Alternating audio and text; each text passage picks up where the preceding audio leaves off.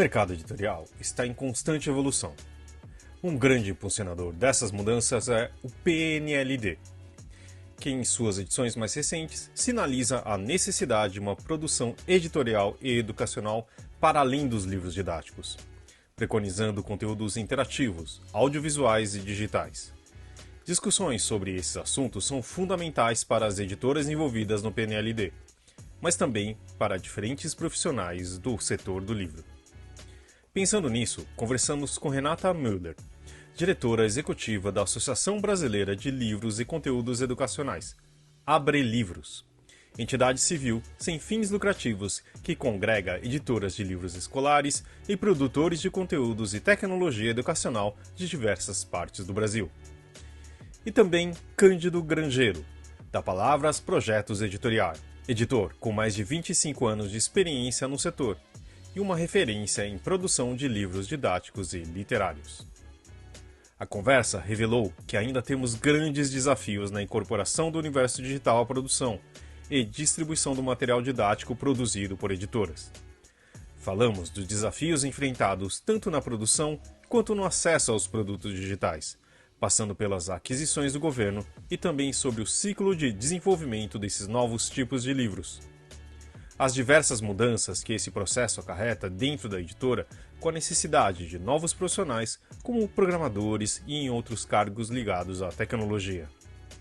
Levar a educação a uma renovação de formatos e também tornando mais acessíveis a mais pessoas estão entre os principais desafios do setor nos próximos anos. Esse podcast é um oferecimento da MVB Brasil, empresa que traz soluções em tecnologia para o mercado do livro. Além da MetaBooks, reconhecida plataforma de metadados, a MVB oferece para o mercado brasileiro o único serviço de EDI exclusivo para o negócio do livro. Com a PubNet, o seu processo de pedidos ganha mais eficiência. E já ouviu falar em POD, impressão sob demanda? Nossos parceiros da Livro são referência dessa tecnologia no Brasil, que permite vender primeiro e imprimir depois, reduzindo custos com estoque, armazenamento e distribuição. Com o POD da Livro, você disponibiliza 100% do seu catálogo sem perder nenhuma venda.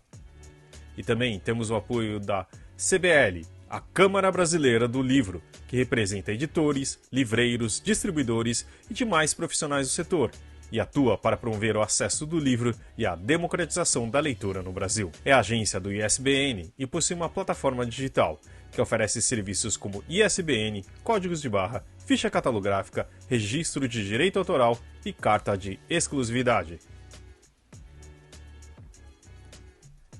Esse é o episódio número 269 do podcast do Publish News, do dia 15 de maio de 2023, gravado no dia 12.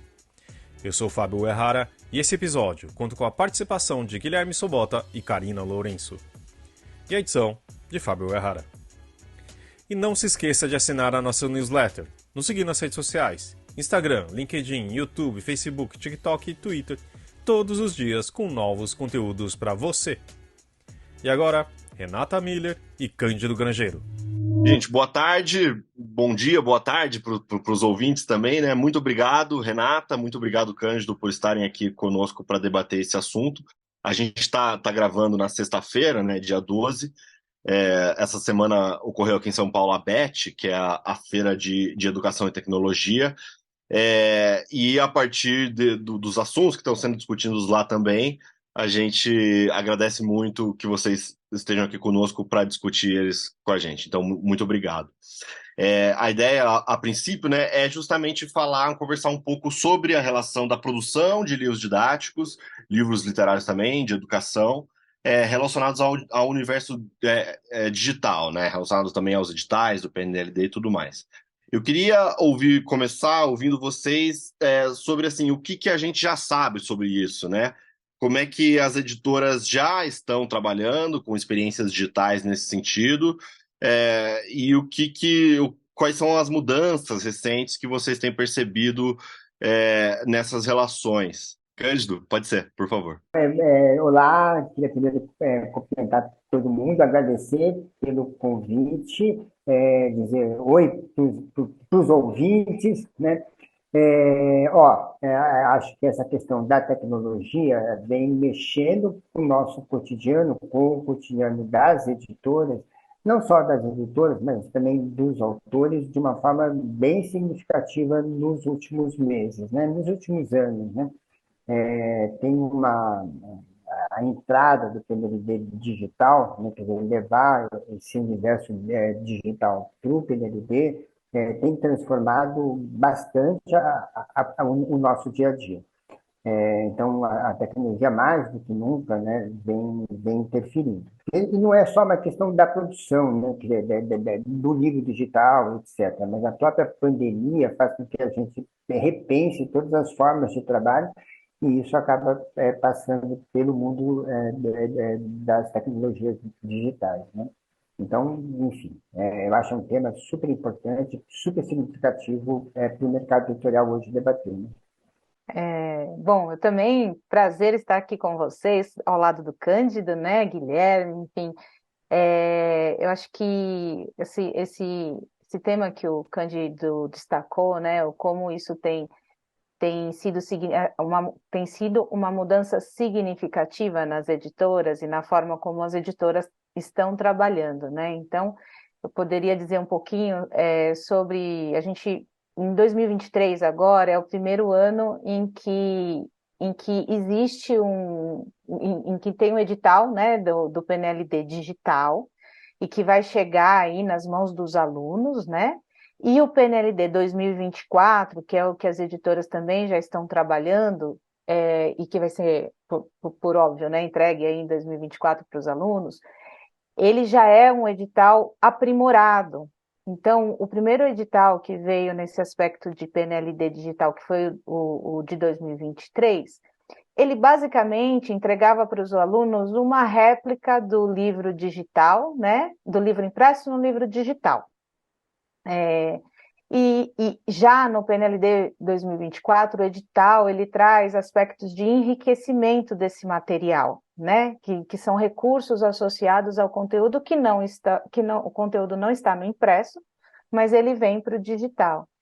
E aí, sob a ótica assim, das editoras, dá para dizer que elas tiveram que se transformar, né, na hora de produzir o material, porque quando a gente fala de um conteúdo digital ou um conteúdo digital enriquecido, a gente precisa de profissionais dentro das editoras com um perfil um pouco diferente do editor, dos produtores, como a gente tinha até então, né?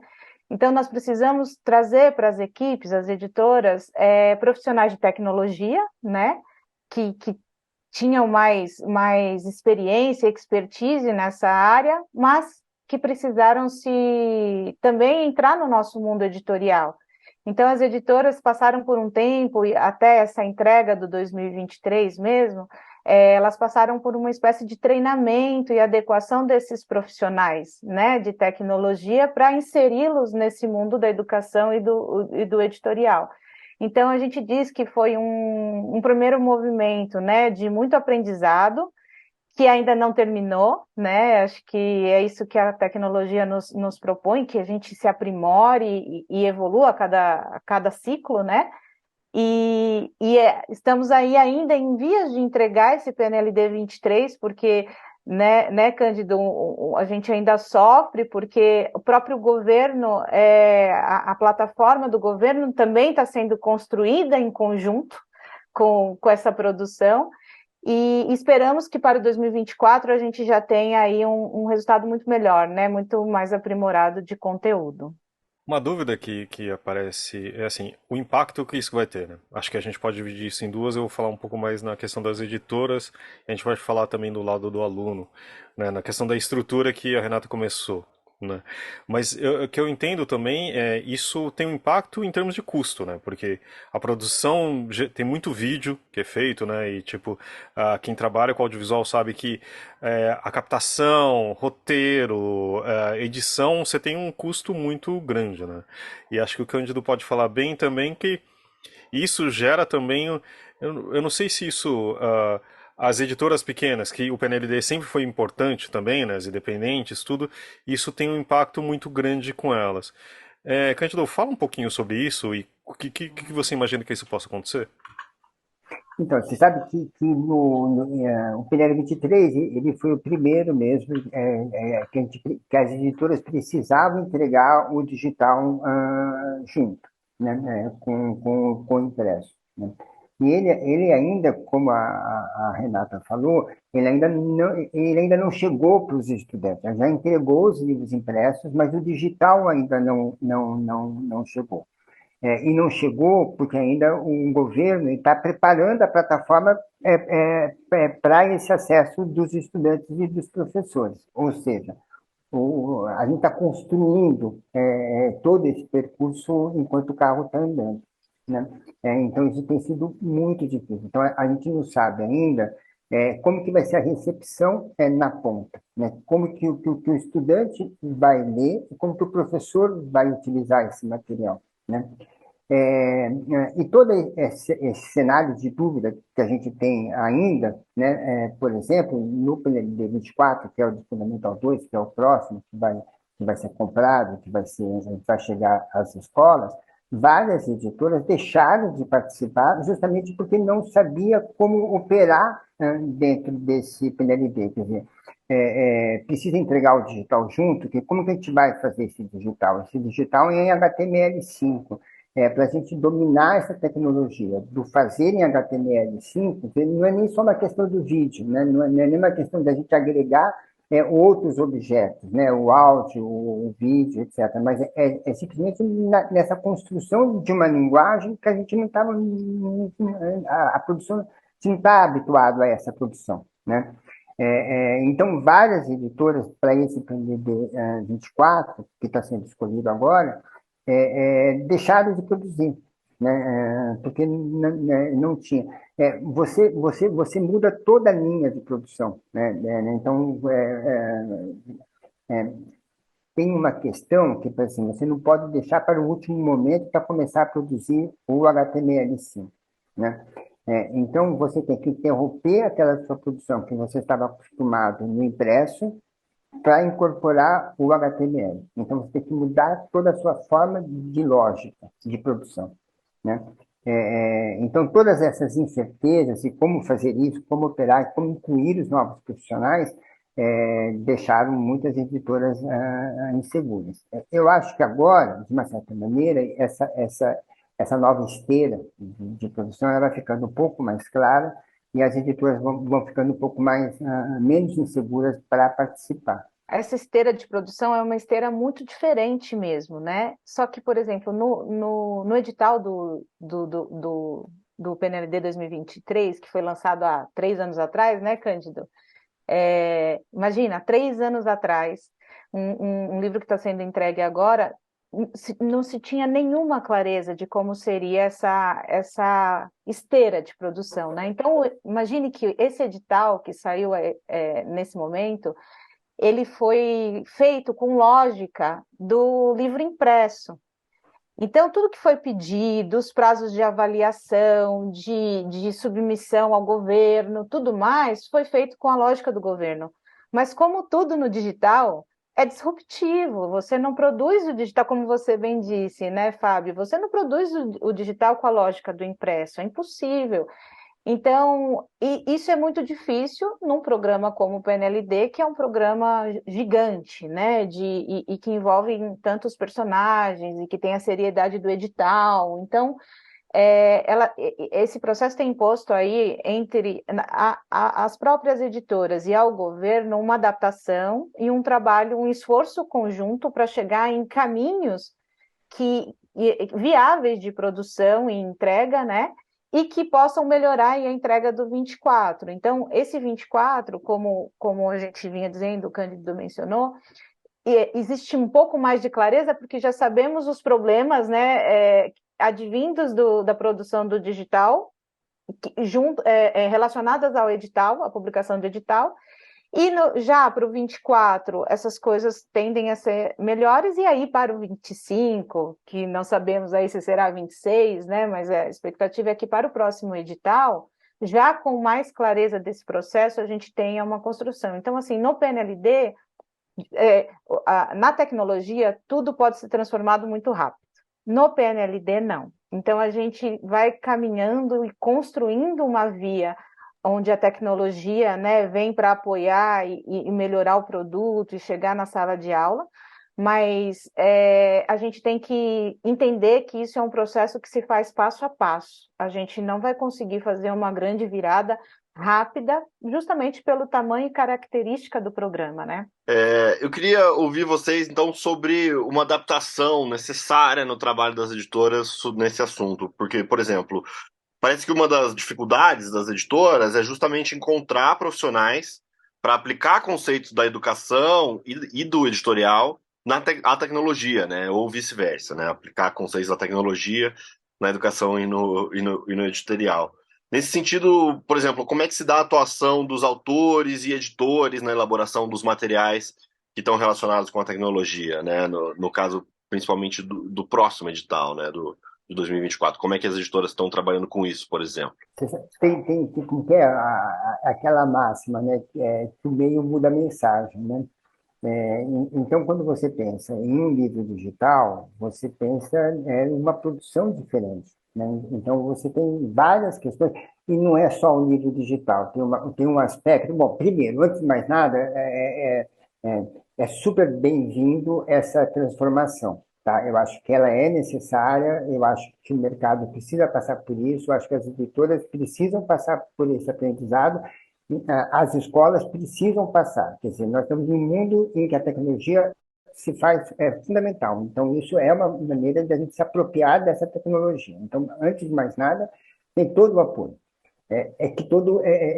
Que tem um imenso drama que vai acompanhado com isso, e é esse drama que nós estamos vivendo agora. Só voltando, então, lá, um pouco essa coisa. Quando você pensa em um livro digital, você muda muito tudo, né? Então, a forma... desculpa, e não é só um livro digital, é um livro universal, que eles chamam, né? Essa ideia que ele é um livro mais acessível. Então, ele é um livro que tem todos os instrumentos de acessibilidade acoplados. Então, ele tem essa universalidade que dificulta também um pouquinho. Então, todas as imagens, por exemplo, tem que vir com uma descrição de imagens. Então, antes, a gente não tinha esse descritor de imagens dentro da equipe. Agora, precisa ter. Parece simples, né? Mas imagina, você tem em um livro 200 imagens, então você precisa fazer as descrições dessas imagens de uma hora para outra, né? No livro de matemática, é mais impressionante, o leitor, que é sempre um leitor ali, que é do próprio programa, etc., ele não lê as equações, ele não lê o que vai ali ao quadrado, etc. Então, você precisa transformar a equação em imagem e descrever a equação, né? Então, você tem pequenos detalhes que é impressionante, que isso aumenta não só o custo, mas o tempo de produção e a lógica de produzir. Então, quando o autor está pensando esse livro lá no começo, ele já tem que pensar tanto na questão da acessibilidade, que não era um hábito muito comum, né? Mas também de pensar como que esse livro vai aparecer para o seu leitor de uma maneira assim. Então não tem ao lado, né? Porque ele vem um texto corrido, né? Na sua tela. Então você não pode falar assim, veja ao lado, né? Não é ao lado. Então essa coisa da localização parece simples, né? Mas é tão automático na hora que você vai escrever que vai embora, né? Então, quando você pensa que esse PNLD 23 é fundamental, é criança com 6 anos, 7 anos, né? Como que essa criança, em fase de alfabetização, eu sou autor, tem que começar a pensar, né? Como que essa criança, em fase de alfabetização, vai utilizar um livro digital, vai fazer a escrita, vai aprender, né, a leitura, etc. É uma outra lógica, né? E isso interfere tanto no trabalho de quem faz o projeto gráfico, de quem faz a edição de texto, de quem seleciona imagens, né? Então, você tem profissionais, por exemplo, tem o escritor, mas também tem o programador, né? Tem aquele cara que faz ali o seu programa de CSS para você adaptar fazer a conversão do impresso para o digital, né? Então, é uma dimensão, é uma outra lógica que vai entrando, né? Antes de passar a palavra para Renata, mas assim, o que eu vejo também é que ele antes era o livro é unidimensional de certa forma, né? Você falou em dimensão, mas ele deixa de ser linear também, né? Então assim, o grau de complexidade e também de como o usuário, né? Além de leitor, ele também interage. Então você cria uma outra camadas de complexidade, né? E o livro didático, ele é extremamente complexo. Uhum. Ele não é uma linguagem só, ele já tem diversas linguagens acopladas, né? Então, ele tem mapa, ele tem imagem, né? E tem várias questões, ele tem as orientações do professor. Então, juntar tudo isso numa outra lógica não é fácil, não. Desculpa, Renata. Não, eu ia te complementar justamente nisso, né? Porque o Fábio trouxe no começo dele uma pergunta, né, sobre custos e complexidade, estrutura, né? Veja que, por exemplo, hoje quando a gente recebia uma avaliação de um livro do PNLD, arrumar alguma coisa na página X ou na página Y, tal, o diagramador, né, ele abria o arquivo, fazia os ajustes necessários, fechava o arquivo e colocava. Quando você fala, hoje a gente tem essas três dimensões, então é o livro digital enriquecido e o livro acessível, né, a versão dele com acessibilidade. Quando vem uma devolutiva, né, de avaliação nesse sentido, para arrumar um arquivo digital, né, não é a mesma lógica. Você não abre, mexe na página 4 e fecha o arquivo e sobe novamente. Qualquer alteração que você faz naquela estrutura, ela pode mudar a estrutura toda do livro, né? Ela pode mudar um link do enriquecimento que foi, ela pode, enfim, a própria versão acessível, a gente tem um exemplo, alguns exemplos poderia dar, mas um exemplo, por exemplo, que de um livro de geografia, né, que tem uma atividade que coloque a folha de seda em cima do mapa e desenhe o mapa, né, e aí como você transforma esse exercício especificamente em acessível, né? Então, assim, tem muitos desafios e complexidades que vieram junto com essa mudança e que são, como o Cândido disse, eu concordo plenamente, são necessárias. A gente tem isso como diretriz, não tem como não existir porque é complexo, né?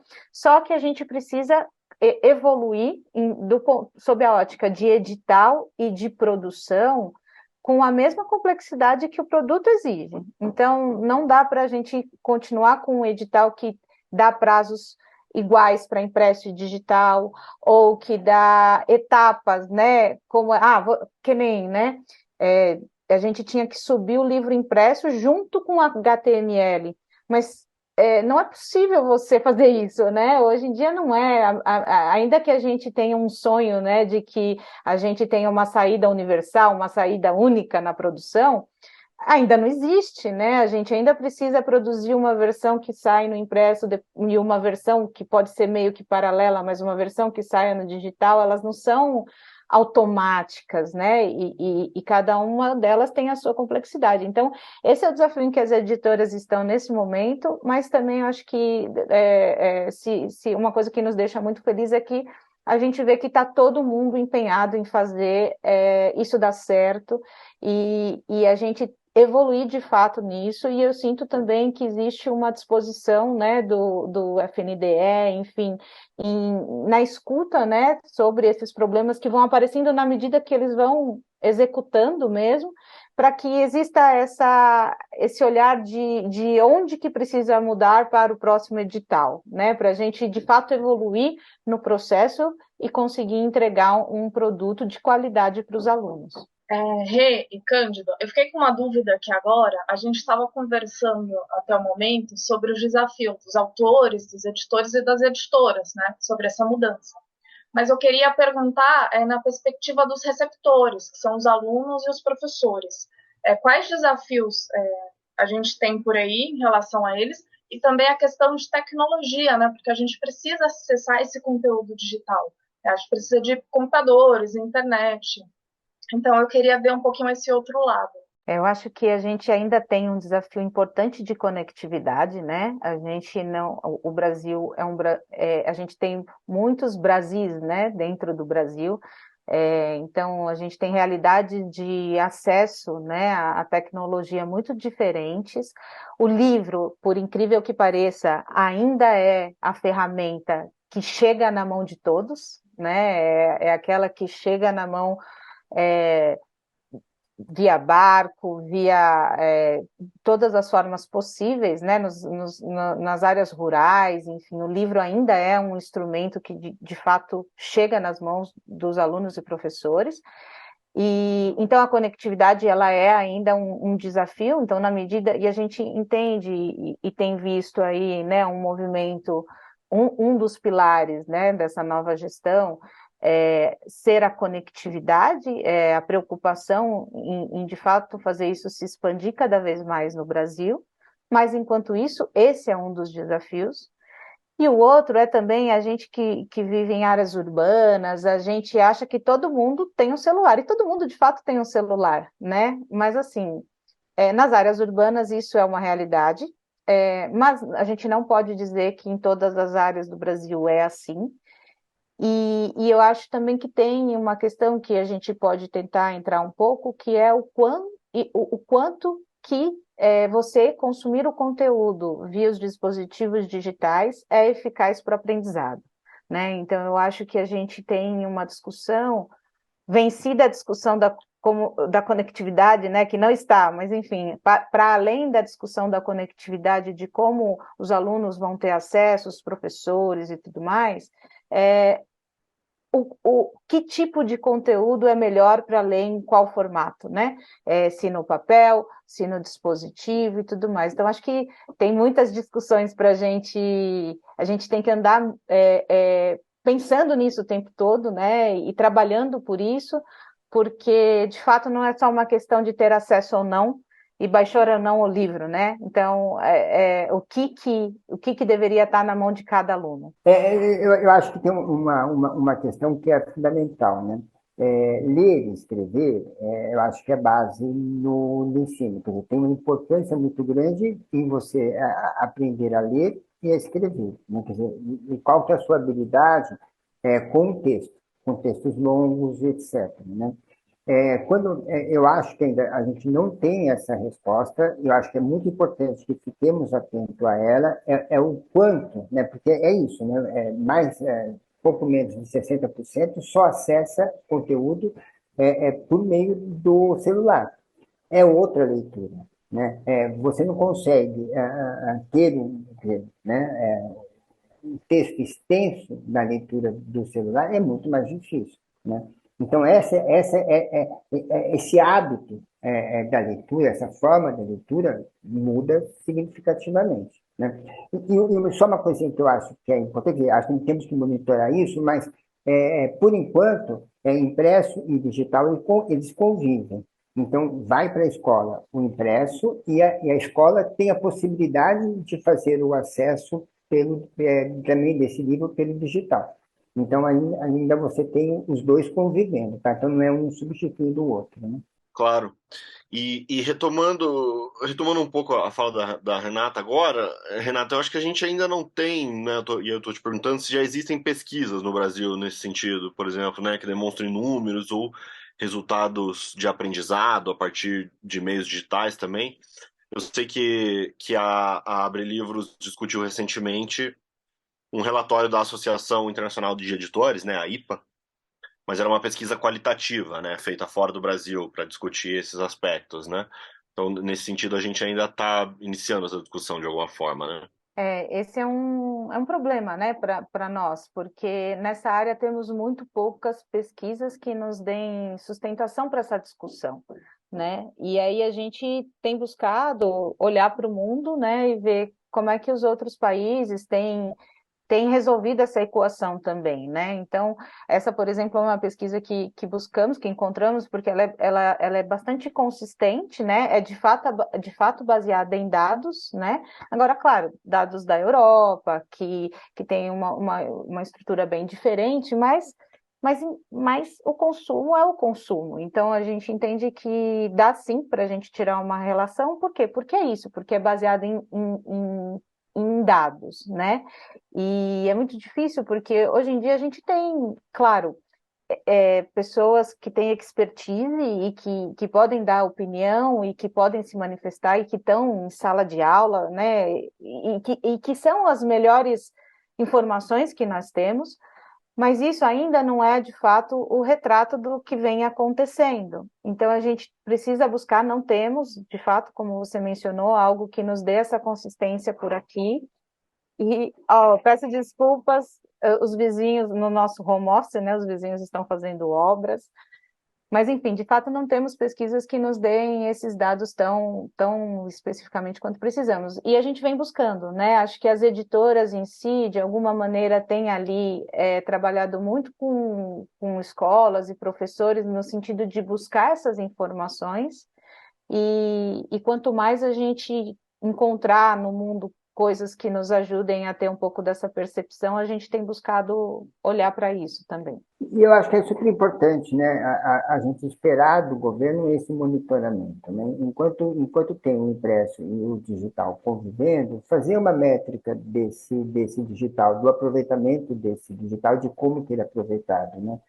Eu acho que essa consciência de que é um outro material, é uma outra forma de absorção e de transmissão de ensino e aprendizagem, eu acho que é fundamental ter essa métrica, ter essa avaliação. Eu acho que é muito importante que o MEC se preocupe, crie instrumentos para fazer essa avaliação. Que o aprimoramento, né, do programa e do conteúdo e o atendimento, o melhor atendimento do aluno e do professor, ele vem daí, né? Então, é o que a gente fala, quando a gente muda o mindset para quando a gente fala em transformação digital, a gente precisa usar os recursos que isso nos pede, né? Então, a transformação digital, ela precisa estar em constante escuta do cliente, né, de quem está do outro lado.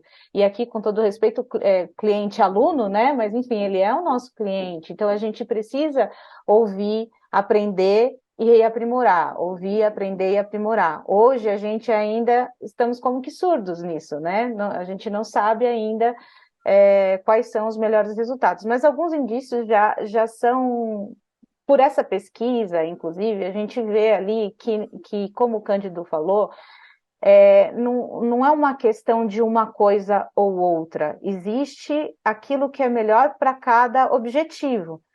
Então, existe, quando a gente fala, é muito diferente de você falar de conteúdo digital ou de uma obra, né, virtual, online e tudo mais, para um aluno de 5 anos de idade para um do ensino médio. São discussões completamente diferentes, né? Então, a gente precisa entender que o melhor modelo, independente, né, ainda dos resultados que a gente tenha ou não tenha, estejamos ou não estejamos vendo, o convívio que será o melhor, porque existem habilidades que são melhor conquistadas com o digital, né, e com os recursos que hoje temos do digital, e existem coisas que são fundamentalmente do impresso, que vai proporcionar uma imersão maior, um maior aprofundamento, uma capacidade de reflexão sobre o tema, e que vai ajudar na formação do pensamento crítico. Então, existem as vantagens dos dois modelos e o mundo ideal seria que eles convivessem, né? E eu acho que uma coisa fundamental é que a gente precisa construir isso junto com os professores, porque professores estão em sala de aula, ouvindo, vendo o resultado, né? Eles estão ali, eles são os instrumentos, então, além de ouvi-los, trabalhar em conjunto com eles nessa construção e apoiá-los também, né? Acho que vai precisar de muito treinamento e de muita troca para que a gente chegue no modelo em que a gente use o melhor de cada formato. Uma das vantagens do digital também é o acesso aos dados que isso gera, né? Tipo, a quantidade de uso, como os alunos estão usando, em que lugares estão sendo usados, né? A minha primeira pergunta referente a isso é se isso está previsto de alguma forma ser dividido com as editoras, ter essas informações, esses dados, e tipo, a partir disso a gente trabalhar disso melhor? Hoje, a forma como a gente se relaciona com o governo nesse sentido, hoje não, né? Os dados são completamente protegidos e assim, a gente acredita que assim tem que ser mesmo e imagina que são 38 milhões de alunos, né, dentro do programa do livro, então sim, eles estão completamente protegidos, mas aí faço a minha ponte aqui, que a gente não necessariamente precisa dos dados de alunos, né? A gente precisa dos dados de consumo, dos dados de utilização, e a tecnologia nos permite isso. Então, hoje, ainda puxando a nossa fala do comecinho, né? Esse é um projeto em construção, inclusive pelo governo, a plataforma do governo é uma plataforma própria, e que está ali em desenvolvimento, tem uma série de módulos aí para serem aprimorados. Do jeito que ela está hoje, não temos, mas o mundo ideal é que sim, venhamos a ter, porque essa é a beleza do digital, que de fato a gente use os recursos em favor da melhoria do produto, né? Então, eu acredito que será, e aí é chute, aposta e desejo, né? Mas enfim, eu acredito que sim, um dia teremos essa possibilidade, porque a tecnologia nos permite. E isso não tem nada a ver com dados de alunos, mas sim dados de consumo e utilização, né? E só para reforçar essa fala da Renata, porque de fato é extremamente importante. Então, fica imaginando lá para o autor que bolou aquela atividade. Saber se aquela atividade deixou de ser respondida, por exemplo, se 80% dos alunos pularam essa atividade, ou o professor pulou, é muito significativo, né? Então, de fato, acho que tem uma questão aí que proteger os dados pessoais, individuais, etc., é mais do que necessário, né? Agora, do uso do material, né? Isso por meio de relatórios, enfim, isso é uma questão a se pensar. Iria ajudar muito a elaboração e a educação de uma forma geral. Legal, isso que a Renata mencionou antes também da preparação e do trabalho em conjunto com os professores, foi uma coisa que eu ouvi muito na BET também ontem, quando eu tive lá, uma preocupação grande das grandes editoras, né, principalmente as que trabalham com sistema de ensino e tal, não só se adaptar, né, a todas essas questões que a gente está discutindo, mas também levar em conta esse trabalho com os professores. Então, foi legal você mencionar isso também. Bom, eu acho que a gente tá caminhando mais ou menos pro final aqui, né, Fábio? Mas eu acho que seria legal a gente comentar ainda uma outra, porque houve uma outra sinalização bastante recente do governo, do Ministério da Educação e tal, de trabalhar também na revisão do PNLD para incluir conteúdos que contemplem mais diversidade, né? Então, uma das ideias do Ministério, por exemplo, é incluir mais crianças negras nos livros didáticos e literários distribuídos nas escolas. Né, o edital anterior tinha sido muito criticado porque deixava isso de fora. Eu queria ouvir vocês sobre a percepção esse movimento, né, essa iniciativa. Bom, a gente tem aí, na produção do PLD, etc., vamos dizer que nós temos um hiato aí, né, do que se diz ali dessas questões dos conteúdos pedagógicos, etc., né? Eu acho que é muito bom que a gente não quer pulasse esse ato, né, e que a gente retomasse algumas coisas que são extremamente importantes, né? Tem muitas populações que a gente precisa incluir no ensino, né? O PNLD ele já tem algumas preocupações, né? Então, ele tem lá no edital, ele vem com uma série de exigências que a diversidade precisa estar presente nos livros didáticos, né? Agora, acho que tem aqui, para os produtores, de uma maneira geral, também tem um esforço, né? porque querendo ou não querendo, a gente tem um grupo mais homogêneo que produz esses materiais, tanto autores quanto editores. A gente precisa abrir esse espaço para que tanto a produção do material didático quanto a autoria do material didático ganhe essa diversidade. A única maneira que a gente faz com que essa produção ganhe diversidade é abrindo espaço para que esses grupos participem da elaboração e da produção desses materiais.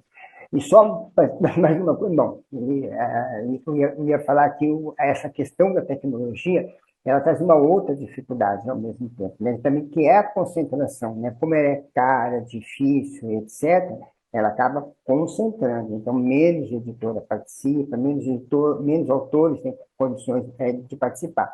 Então, essa mesma exigência de ampliação da diversidade e com essa realidade que acaba privilegiando a concentração, é uma contradição que a gente precisa ficar de olho. Eu acho que o Cândido trouxe um bom ponto, né? Eu não sei se deu para sentir nas nossas falas o quão complexo tem sido, né, essa adaptação, o quanto de investimento é necessário por parte das editoras antecipadamente, né? Veja que você está falando em 3 anos de antecedência, produzir um conteúdo como esse, então cada vez o funil vai ficando mais apertado mesmo, porque é muito risco que se compra muito antecipadamente e nem todo mundo está disposto ou tem, de fato, a possibilidade de correr esses riscos, né, de forma tão...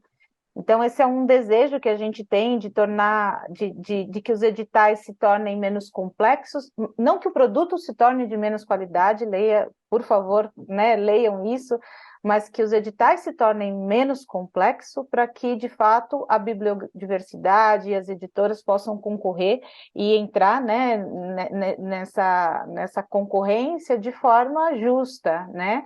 Porque, de fato, a complexidade tem sido tamanha que muitas editoras têm ficado de fora. E sob a ótica da diversidade, resgatando um pouquinho, assim, eu vendo aqui, olhando para as editoras, né, eu vendo como elas trabalham, eu vejo uma preocupação muito grande, e há bastante tempo, né, das editoras de adequarem seus materiais e atenderem, né, a essa necessidade tão importante que é da inclusão e de conter ali todo o contexto, né, que precisamos contemplar. Elas vêm aí trabalhando, acho que há bastante tempo, o Cândido está aí que pode me dizer, né, trabalhando nessa adequação. A gente sabe que sempre é possível melhorar, e é importante esse olhar para que a gente aprimore e melhore, né? A sociedade tem passado por mudanças importantes e a gente precisa acompanhar essas mudanças. Só lembrando que esses editais têm 3 anos, então eles vêm ali com uma série de pedidos e que as editoras buscam atender, né? E quando a virada é muito rápida, às vezes ela não atende com essa agilidade, dado a própria característica do programa, né? Mas elas vêm se adaptando desde o ECA, a Estatuto do Idoso e toda a legislação que tem nesse sentido. Enfim, eu vejo de fato uma preocupação genuína das editoras e dos autores, né? E principalmente muitos autores estão ou estiveram em sala de aula e conhecem as dores, né, do dia a dia. Então, é uma preocupação, sim, que as editoras têm e continuam em busca de aprimoramento sempre. Renata, Cândido, queria agradecer muito, acho que foi muito esclarecedor nesses desafios que a gente tem que enfrentar ou se preparar para ter, né? Tipo, para mim também é interessante porque meu filho tem 7 anos e como a gente dentro de casa ou da escola lida com a tecnologia, né? E também são situações mais delicadas. Mas queria agradecer muito o tempo de vocês aqui, as informações, foi muito bom o nosso bate-papo. E obrigado, viu?